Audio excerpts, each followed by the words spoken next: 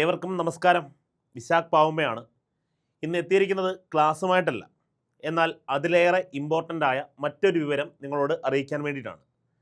നമ്മുടെ മെയ് 2-ാം തീയതി നടക്കാൻ പോകുന്ന ഡിഗ്രി പ്രിലിംസ്, അതിനുശേഷം 16-ാം തീയതി വീണ്ടും ജൂൺ മാസത്തിൽ, അങ്ങനെ ഒരു 3 ഘട്ടങ്ങളായിട്ട് നടക്കുന്ന ഡിഗ്രി പ്രിലിംസിന് അതിതീവ്ര പഠനം തുടർന്നുകൊണ്ടിരിക്കുകയാണെന്ന് എനിക്കറിയാം.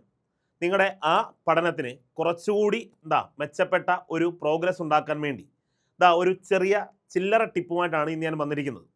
മക്കളെ, വരാൻ പോകുന്ന നമ്മുടെ ഡിഗ്രി പ്രിലിംസ് പരീക്ഷയ്ക്ക് വേണ്ട ഹോട്ട് ടോപ്പിക്സ്, അപ്പം 2-ാം തീയതി നടക്കാൻ പോകുന്ന പരീക്ഷയ്ക്ക് ഉള്ളവർക്കും അതിനുശേഷം 2 ഘട്ടത്തിൽ ഉള്ളവർക്കും ഉപകരിക്കുന്ന, ഇതുവരെയും അധികം കാർഡടച്ച് പഠിച്ചിട്ടില്ലാത്ത എല്ലാവർക്കും ഉപകാരപ്പെടുന്ന ഒരു നല്ല വീഡിയോയുമായിട്ടാണ് ഇന്ന് ഞാൻ എത്തിയിരിക്കുന്നത്.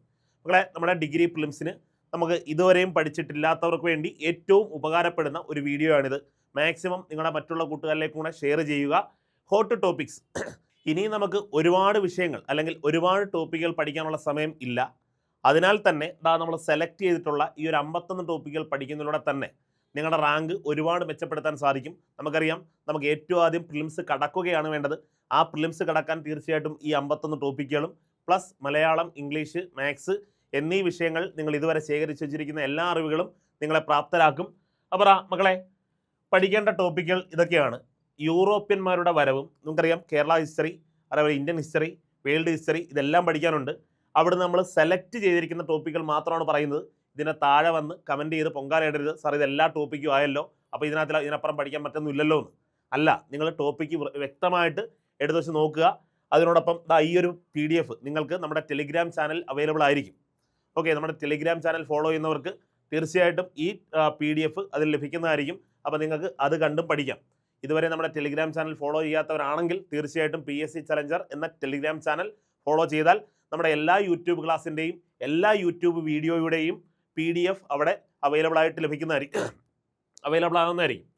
ഓക്കെ, അപ്പം മക്കളെ, വീണ്ടും പറയുന്നു, എല്ലാ ടോപ്പിക്കുകളും നമ്മൾ PSC കൊടുത്തിരിക്കുന്ന എല്ലാ ടോപ്പിക്കുകളിൽ നിന്നും സെലക്ട് ചെയ്ത ടോപ്പിക്കുകൾ മാത്രമാണ് പറയുന്നത്. എല്ലാം ഇല്ല കേട്ടോ. ടോപ്പിക്ക് നേരത്തെ കാണാത്തവരുണ്ടെങ്കിൽ വന്നിട്ട് കമൻറ്റ് ചെയ്യും, സാർ ഇതെല്ലാം ആയല്ലോ എന്ന്.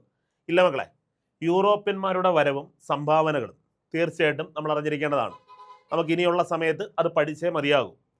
പിന്നെ തിരുവിതാംകൂർ ചരിത്രം, അത് നമുക്ക് ഒഴിവാക്കാൻ കഴിയുന്നതല്ല. തിരുവിതാംകൂർ ചരിത്രത്തിൽ നിന്നും നല്ലൊരു ശതമാനം മാർക്ക് വരാൻ സാധ്യതയുണ്ട്. അതേപോലെ സാമൂഹിക മത പരിഷ്കരണ പ്രസ്ഥാനങ്ങൾ. ഓക്കെ, കേരളത്തിലെ ദേശീയ പ്രസ്ഥാനം പഠിക്കേണ്ട, കേരളത്തിലെ ദേശീയ പ്രസ്ഥാനം. അപ്പോൾ ഇപ്പം തന്നെ നമ്മൾ ഏകദേശം യൂറോപ്യന്മാരുടെ വരവാണ് നമ്മുടെ ഇന്ത്യൻ ഹിസ്റ്ററിയിൽ നിന്നും പഠിച്ചത്. പിന്നെ കേരള ഹിസ്റ്ററിയിലോട്ടാണ് തിരുവിതാംകൂർ ചരിത്രം. കണ്ടോ, അപ്പോൾ തന്നെ നമ്മൾ ടോട്ടലായിട്ടുള്ള ഒരു വലിയ ഭാഗത്ത് നിന്ന് ചെറിയ ഒരു കാര്യം മാത്രമാണ് തിരഞ്ഞെടുത്തിരിക്കുന്നത്. പിന്നെ കേരളത്തിലെ ദേശീയ പ്രസ്ഥാനം പഠിക്കേണ്ട ഒരു ഭാഗം തന്നെയാണ്. പിന്നെ ബ്രിട്ടീഷ് സ്ഥാപനങ്ങൾ, ബ്രിട്ടീഷുകാർ നമ്മുടെ ഇന്ത്യയിൽ അല്ലെങ്കിൽ കേരളത്തിലൊക്കെ ഉണ്ടാക്കി വെച്ചിരിക്കുന്ന സ്ഥാപനങ്ങളും ഫാക്ടറികളും അങ്ങനെയുള്ള കാര്യങ്ങൾ. പിന്നെ 1-ാം സ്വാതന്ത്ര്യ സമരം പഠിക്കേണ്ട ഒരു മറ്റ് പ്രധാനപ്പെട്ട ഒരു ഭാഗമാണ് 1-ാം സ്വാതന്ത്ര്യ സമരം. Okay, 1857, revolt in 1857. പിന്നെ INC, അതേപോലെ സ്വദേശി പ്രസ്ഥാനം. മറ്റൊരെണ്ണം സ്വാതന്ത്ര്യ സമരം. അതേപോലെ മഹാത്മാഗാന്ധിജിയെക്കുറിച്ചുള്ള അത്യാവശ്യം സ്ഥിരമായിട്ട് PSC ചോദിച്ചുകൊണ്ടിരിക്കുന്ന എല്ലാ ഫാക്റ്റുകളും, കൂടുതലായിട്ടൊന്നും വേണ്ട, PSC എപ്പോഴും ഗാന്ധിജിയെക്കുറിച്ച് ചോദിക്കുന്ന കുറേയധികം ഫാക്റ്റുകളുണ്ട്, അത് അത്രയും പഠിക്കുക. പിന്നെ വേൾഡ് ഹിസ്റ്ററിയിൽ നിന്ന് പഠിക്കേണ്ടത് വിപ്ലവങ്ങൾ.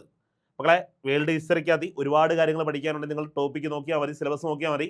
അവിടെ നമ്മൾ സെലക്ട് ചെയ്തിരിക്കുന്ന ഒരു 3 പ്രധാനപ്പെട്ട വിപ്ലവങ്ങൾ, അമേരിക്ക, ഇംഗ്ലണ്ട്, ഫ്രാൻസ്. നിങ്ങൾ നോക്കിയാൽ മതി. നമ്മുടെ സിലബസിനകത്തിൽ ചൈനയുണ്ട്, റഷ്യയുണ്ട്. ചൈനീസ് വിപ്ലവം, റഷ്യൻ വിപ്ലവം എല്ലാം പഠിക്കാനുണ്ട്. എന്നാൽ നമ്മൾ സെലക്ട് ചെയ്തിരിക്കുന്ന അല്ലെങ്കിൽ ചോദിക്കാൻ ചാൻസ് കൂടുതലുള്ള 3 ടോപ്പിക്കുകളാണ് അമേരിക്കൻ വിപ്ലവം, ഇംഗ്ലണ്ട്, ഫ്രാൻസ്. ഓക്കെ, അപ്പോൾ തന്നെ അത്യാവശ്യം ഹിസ്റ്ററി നമുക്ക് കവർ ചെയ്യാൻ സാധിക്കും. നോക്കിയ മക്കളെ, ഹിസ്റ്ററിയിൽ നിന്ന് പഠിക്കേണ്ട എന്തൊക്കെയാണ്? യൂറോപ്യന്മാരുടെ വരവും സംഭാവനകളും, തിരുവിതാംകൂർ ചരിത്രം, സാമൂഹിക മതപരിഷ്കരണ പ്രസ്ഥാനങ്ങൾ, കേരളത്തിലെ ദേശീയ പ്രസ്ഥാനം, ബ്രിട്ടീഷ് സ്ഥാപനങ്ങൾ, 1-ാം സ്വാതന്ത്ര്യ സമരം, INC, സ്വദേശി പ്രസ്ഥാനം, സ്വാതന്ത്ര്യ സമരം, മഹാത്മാഗാന്ധിജി, വിപ്ലവങ്ങൾ. ഓക്കെ, വിപ്ലവങ്ങളൊക്കെ അതിൽ തിരഞ്ഞെടുത്ത അമേരിക്ക, ഇംഗ്ലണ്ട്, ഫ്രാൻസ്. അടുത്തത് ജോഗ്രഫിയിലോട്ട് പോകുമ്പോൾ അവിടെയുണ്ട് Kerala geography, Indian geography, world geography. അവിടെയും നമ്മൾ സെലക്ട് ചെയ്തിരിക്കുന്ന, നിങ്ങൾക്ക് കാണാൻ കഴിയും, ഒരു 8 ചെറിയ സബ് ടോപ്പിക്കുകൾ മാത്രം പഠിച്ചാൽ നമുക്ക് ജോഗ്രഫിയിൽ നിന്ന് മാക്സിമം മാർക്ക്, മുഴുവൻ മാർക്ക് എന്ന് പറയുന്നില്ല, പരമാവധി മാർക്ക് സ്കോർ ചെയ്യാൻ സാധിക്കും. അവിടെ ഭൂമിയുടെ ഘടന ഒരു പ്രധാനപ്പെട്ട ഭാഗം തന്നെയാണ്. ഭൂമിയുടെ ഘടന, അന്തരീക്ഷം, പിന്നെ അവിടെ വേറെയും കുറേ ഒരുപാട് ടോപ്പിക്കുകളുണ്ട്, നമ്മളതെല്ലാം ഒഴിവാക്കി. പിന്നെ പ്രധാനപ്പെട്ട ഒരു ഭാഗം അല്ലെങ്കിൽ മാർക്ക് വരുന്നൊരു മേഖലയാണ് പാറകൾ, പിന്നെ മർദ്ദമേഖലയും കാറ്റുകളും, പിന്നെ വടക്കൻ പർവ്വത മേഖല, പിന്നീട് നദികൾ, പിന്നെ വടക്കൻ സമതലങ്ങൾ, പിന്നെ കേരളത്തിലെ നദികൾ. ഇതാണ് ജോഗ്രഫിയിലെ മാക്സിമം മാർക്ക് അച്ചീവ് ചെയ്യാൻ നമ്മളെ സഹായിക്കുന്ന പ്രധാനപ്പെട്ട ടോപ്പിക്കുകൾ, നമ്മുടെ ഹോട്ട് ടോപ്പിക്സ്. ഇവിടെ പറയാം: ഭൂമിയുടെ ഘടന, അന്തരീക്ഷം, പാറകൾ, മർദ്ദമേഖലയും കാറ്റുകളും, വടക്കൻ പർവ്വത മേഖല, നദികൾ, വടക്കൻ മഹാസമതലങ്ങൾ, കേരളത്തിലെ നദികൾ. ഓക്കെ, പിന്നെ പറയാനുള്ളത് നമ്മുടെ എക്കണോമിക്സിനെ കുറിച്ചാണ്, സമ്പത്ത് വ്യവസ്ഥ. അവിടെ നമ്മൾ പഠിക്കേണ്ട പ്രധാനപ്പെട്ട ടോപ്പിക്കുകൾ ദേശീയ വരുമാനം, ഉൽപാദന ഘടകങ്ങൾ. നമുക്കറിയാം ഉൽപാദന ഘടകങ്ങൾ, ലാൻഡ്, ലേബർ, ക്യാപിറ്റൽ, ഓർഗനൈസേഷൻ, അതുമായിട്ടൊക്കെ ബന്ധപ്പെട്ട ചോദ്യങ്ങൾ PSC നേരത്തെ ചോദിക്കാറുണ്ട്. അപ്പോൾ ദേശീയ വരുമാനം കണക്കാക്കുന്ന രീതികളൊക്കെ ഉണ്ട്. ഒരു 3 പ്രധാനപ്പെട്ട രീതിയിൽ ദേശീയ വരുമാനം കണക്കാക്കാം. അപ്പം ആ രീതികൾ എന്താണ്, അതിൻ്റെ പ്രധാനപ്പെട്ട സമവാക്യങ്ങളൊക്കെ ഉണ്ട്, നിങ്ങൾക്കറിയായിരിക്കും. ഓക്കെ, അതേപോലെ ഉൽപാദന ഘടകങ്ങൾ, പിന്നീട് ഇന്ത്യൻ സാമ്പത്തിക ആസൂത്രണം, അതായത് പഞ്ചവത്സര പദ്ധതിയും നീതി ആയോഗും. ഇത് പഠിച്ചാൽ മതി. പഞ്ചവത്സര പദ്ധതി പ്രധാനപ്പെട്ടത് എപ്പോഴും നമുക്കറിയാം PSC ചോദിക്കുന്ന വളരെ പ്രധാനപ്പെട്ട 1, 2, 5, 9, 12, 8 അങ്ങനെ തുടങ്ങുന്ന പ്രധാനപ്പെട്ട പഞ്ചവത്സര പദ്ധതികൾ. അതേപോലെ നീതി ആയോഗ് അത്യാവശ്യം നമ്മൾ PSC എഴുതി പരിചയമുള്ളവരാണെങ്കിൽ, അല്ലെങ്കിൽ PSC പരീക്ഷകൾ കുറേയധികം അറ്റൻഡ് ചെയ്തവരാണെങ്കിൽ, അല്ലെങ്കിൽ നമ്മുടെ മോക്ക് എക്സാമുകൾ എഴുതിയിട്ടുണ്ടെങ്കിൽ നിങ്ങൾക്കറിയാം എവിടെ നിന്നൊക്കെയാണ് പഞ്ചവത്സര പദ്ധതി ചോദിക്കാൻ ചാൻസ് ഉള്ളത്, ഏതൊക്കെ പഞ്ചവത്സര പദ്ധതികൾ ചോദിക്കും. പിന്നെ പഞ്ചവത്സര പദ്ധതി മാറി നീതി ആയോഗ് വന്നപ്പോൾ എന്തെല്ലാം ചോദ്യങ്ങൾ അവിടെ ഉണ്ട്. അങ്ങനെ നമുക്ക് മക്കളെ സെലക്ട് ചെയ്ത് പഠിക്കാൻ പറ്റുന്നതാണ്. പിന്നെ റിസർവ് ബാങ്കും പ്രവർത്തനങ്ങളും ഉറപ്പായിട്ടും വളരെ ഇൻട്രസ്റ്റിംഗ് ആയിട്ട് പഠിക്കാൻ പറ്റുന്ന ഒരു ടോപ്പിക് തന്നെയാണ് റിസർവ് ബാങ്കും അതിൻ്റെ ഫങ്ഷൻസും. ഓക്കെ, പിന്നെ നികുതി, GST. ഓക്കെ, നികുതി GSTയുമായിട്ട് ബന്ധപ്പെട്ട് നിങ്ങൾക്കറിയാം എന്തെല്ലാം തരത്തിലുള്ള നികുതികളുണ്ട്, ഓരോ ടോപ്പിക്കിലും വരുന്ന നികുതികൾ ഏതൊക്കെയാണ് നിങ്ങൾക്കറിയാം. പ്രത്യക്ഷ നികുതി, പരോക്ഷ നികുതി, അതെല്ലാം വേർതിരിച്ച് പഠിക്കണം. അതൊക്കെയാണ് നമ്മൾ അവിടെ ഉൾപ്പെടുത്തിയിരിക്കുന്നത്. പിന്നെ ഭരണഘടന, പൊളിറ്റിക്കൽ സയൻസ് എന്നീ വിഷയങ്ങളോട്ട് വരുമ്പം ഇന്ത്യൻ സിവിൽ സർവീസിനെ കുറിച്ച് പഠിക്കണം. ഇന്ത്യൻ സിവിൽ സർവീസ് അതൊരു പ്രധാനപ്പെട്ട ടോപ്പിക്ക് തന്നെയാണ്. പിന്നെ ഒട്ടും ഒഴിച്ചുകൂടാൻ കഴിയാത്ത മറ്റൊരു ഭാഗമാണ് വിവരാവകാശ നിയമം. ഓക്കെ, നമ്മുടെ എക്കണോമിക്സ്, പൊളിറ്റിക്കൽ സയൻസ്, സിവിക്സ് എന്ന മേഖലകളുമായിട്ട് ബന്ധപ്പെട്ട ഭാഗമാണ് പറയുന്നത്. പിന്നെ ലോക്പാല്, ലോകായുക്ത, ഉപഭോക്തൃ സംരക്ഷണം, പോക്സോ നിയമം, ഗവേണൻസ്, സർക്കാർ നിർവഹണം, നിയമനിർമ്മാണം, നീതിന്യായം, പിന്നെ ഭരണഘടനാ നിർമ്മാണ സഭ, പിന്നീട് ഭരണഘടനയുടെ ആമുഖം, പിന്നെ മൗലിക അവകാശങ്ങൾ, നിർദ്ദേശക തത്വങ്ങൾ, ഭരണഘടനാ ഭേദഗതികൾ, പിന്നെ പട്ടികകൾ. നമുക്കറിയാം നമ്മുടെ സ്റ്റേറ്റ് ലിസ്റ്റ്, അതേപോലെ സെൻട്രൽ ലിസ്റ്റ്, കൺകറന്റ് ലിസ്റ്റ് എന്ന് തുടങ്ങുന്ന ഓരോ ലിസ്റ്റുകൾ പഠിക്കാനുണ്ട്. ഓക്കെ, പിന്നെ അടിയന്തരാവസ്ഥ വ്യവസ്ഥകൾ, പിന്നെ പഞ്ചായത്തി രാജ്. കുറച്ച് വലിയ ഭാഗമാണ് ഇവിടെ പഠിക്കേണ്ടത്. മക്കളെ നമുക്ക് എനിക്ക് തോന്നുന്നു ഒരുവിധം പഠിച്ചു വെച്ചിട്ടുള്ളവരായിരിക്കും. ഇനി 2ാം തീയതി പരീക്ഷ ഉള്ളവർക്ക് ഇതെല്ലാം വേഗത്തിൽ ഒന്ന് റിവിഷന് വേണ്ടി ഇത് ഉപകരിക്കും. എന്നാൽ അടുത്ത വരാൻ പോകുന്ന 16 അല്ലെങ്കിൽ അതിന് ശേഷമുള്ള പരീക്ഷയ്ക്ക് 2ാം ഘട്ടം 3ാം ഘട്ടം ഉള്ളവർക്കും ഇതുവരെ പഠിക്കാത്തവർക്ക് പോലും ഇത്രയും ടോപ്പിക്കുകൾ പഠിച്ചാൽ തന്നെ മക്കളെ ഇവിടുന്ന് നല്ല മാർക്ക് സ്കോർ ചെയ്യാൻ സാധിക്കും. ഓക്കെ, അപ്പോൾ 2ാം തീയതി പരീക്ഷ ഉള്ളവർ വന്നിട്ട് വീണ്ടും പറയരുത് സാർ ഇന്നാണോ ഇത് തരുന്നത്. മക്കളെ 2ാം തീയതി പരീക്ഷ ഉള്ളവർക്ക് ഒരു റിവിഷൻ മാത്രമേ ഈ ഒരു ടോപ്പിക്കുകൾ കൊണ്ട് സാധ്യമാകൂ. നിങ്ങളെല്ലാം വാരി വലിച്ച് വീണ്ടും റിവൈസ് ചെയ്യാൻ സമയം കിട്ടത്തില്ല.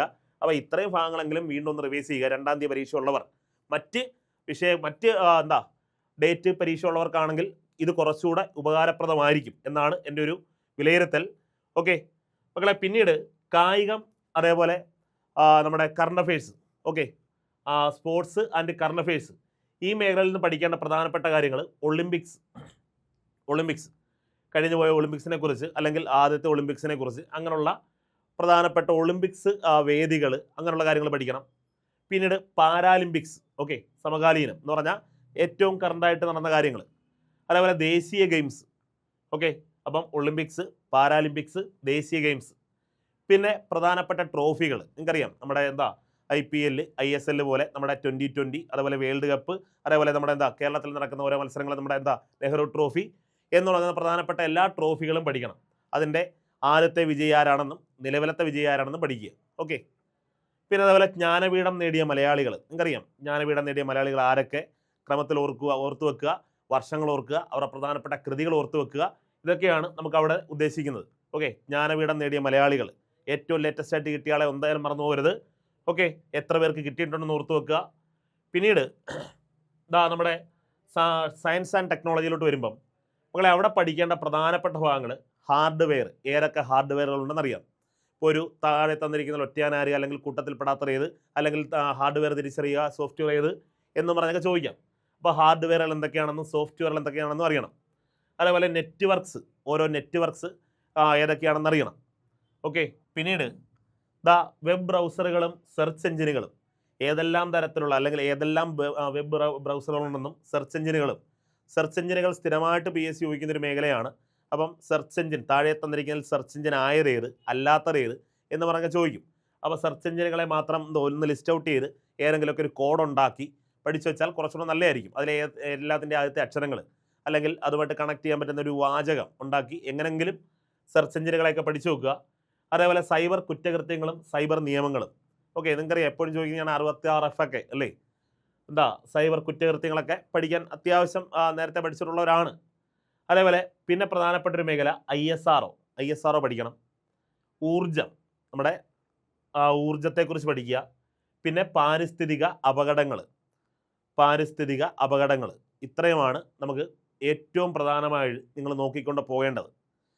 ഞാൻ വീണ്ടും പറയുന്നു മക്കളെ, 2ാം തീയതി പരീക്ഷ ഉള്ളവർക്ക് ഇത്രയും കാര്യങ്ങൾ നിങ്ങൾ ആദ്യം നോക്കുക. പിന്നെ സമയം ഉണ്ടെങ്കിൽ മറ്റുള്ള ടോപ്പിക്കുകൾ നോക്കുക.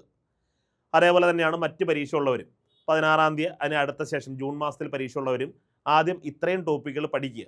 ശേഷം സമയമുണ്ടെങ്കിൽ മറ്റുള്ള ടോപ്പിക്കുകൾ കൂടി പഠിക്കുക. ഇത് പഠിച്ചാൽ 100ൽ 100 മാർക്ക് കിട്ടുമെന്ന് ചോദിച്ചാൽ ഇല്ല. ഇതിനകത്തിൽ നമ്മൾ ഇപ്പോൾ തന്നെ ഒരു 50 മാർക്ക് ഉൾപ്പെടുത്തിയിട്ടില്ല. ഏതൊക്കെയാണ്? 20 മാർക്ക് മാത്സ് ഉണ്ട്, പിന്നെ അതേപോലെ 10 മാർക്ക് മലയാളം, അതേപോലെ 10 മാർക്ക് ഇംഗ്ലീഷ്, 40 മാർക്ക്, ഏകദേശം 40 അല്ലേ, 20 മാർക്ക് ഇംഗ്ലീഷ് ഉണ്ടെന്ന് തോന്നുന്നു. അപ്പം അത്രയും കാര്യങ്ങൾ ഉൾപ്പെടുത്തിയിട്ടില്ല. ബാക്കിയുള്ള ഭാഗത്തു നിന്നാണ് നിങ്ങൾ ഇത്രയും പഠിക്കുക എന്ന് പറഞ്ഞത്. അപ്പോൾ ഇത്രയും പഠിക്കുമ്പോൾ തന്നെ മക്കളെ നല്ല മാർക്ക് നമുക്ക് സ്കോർ ചെയ്യാൻ സാധിക്കും, ഒരു നല്ല നിലവാരത്തിലോട്ട് എത്താൻ സാധിക്കും. അതുവഴി തന്നെ നമ്മുടെ പ്രിലിംസ് കടക്കാൻ സാധിക്കും. നമുക്ക് ഏറ്റവും പ്രധാനപ്പെട്ട ലക്ഷ്യം പ്രിലിംസ് കടക്കുക, മെയിൻസിന് യോഗ്യരാകുക എന്നുള്ളതാണ്. അപ്പം മെയിൻസിന് വേണ്ടി നമുക്ക് നല്ല ഒരു സ്ട്രാറ്റജിയുമായിട്ട് നമ്മൾ വീണ്ടും വരുന്നതായിരിക്കും.